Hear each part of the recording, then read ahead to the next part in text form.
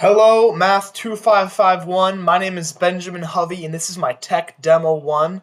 Okay, let's get right into this thing. So we were asked, can we graph the line 1, 1, 1t plus 10 at the point 10, 0, 0. Okay, to do that, we're just going to go like this, and we're going to move that t, so it's going to be this. It's going to be 10 plus t, t, t. Fabulous.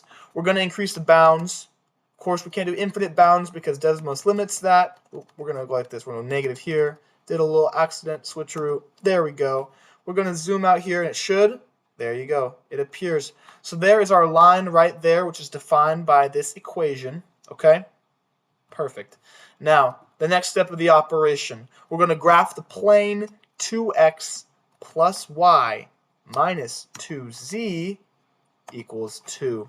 Fantastic. Look at this. Here's our plane. Let's get rid of that line so we can just look at this nice plane here. You can zoom in and out, and it will stay the same. Okay, now we're going to want to zoom in here because we're going to be putting down a cylinder next. Let's get rid of this thing. Let's shift this down here. Okay, time to graph the cylinder defined by the equation x squared plus y squared equals 3. Fantastic. Now here you can see this ring. This is a circle. We're going to extend to 3D. Kaboom. There you go. Now we got ourselves a very nice looking cylinder here. Okay? Now, the next step of this tech demo is to graph the ellipse that is the intersection of these two surfaces, aka the plane and the cylinder. Okay, let's get that done. So, first thing is first, we can notice that, let's stop this from rotating, let's get rid of this plane, that this cylinder has a radius of root 3, of exactly root 3. And so we can use that to get the x of t and the y of t for this equation that will then be the intersection of these two surfaces. So, first things first, we're going to parameterize and get the square root 3 of cosine of t is equal to the x of t, and y of t is equal to square root of 3 sine of t. Fantastic. Oh, t. Boom. Okay, now I'm going to show you how I'm going to get the z value. So what we're going to do is we're just going to take this guy and we're going to solve for terms of z. So z is going to equal, if we do some quick math, x plus, now of course I'm not actually going to be using this to create the thing, but this is just to show you guys how my brain is processing all this. So here is kind of what, if we were to solve for z, here's what it would be.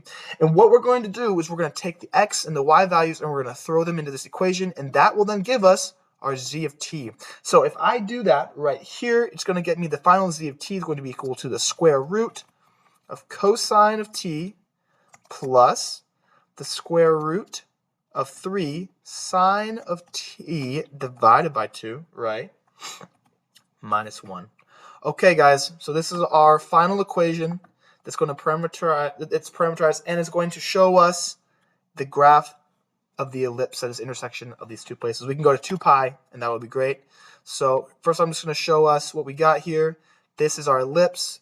Here is it fit onto the cylinder beautifully, and finally, boom, right along the plane, and as you can see, it is perfectly fitting those two surfaces. Okay, thank you so much for watching, and hopefully if you were trying to recreate this, can be easily done with this help of this video.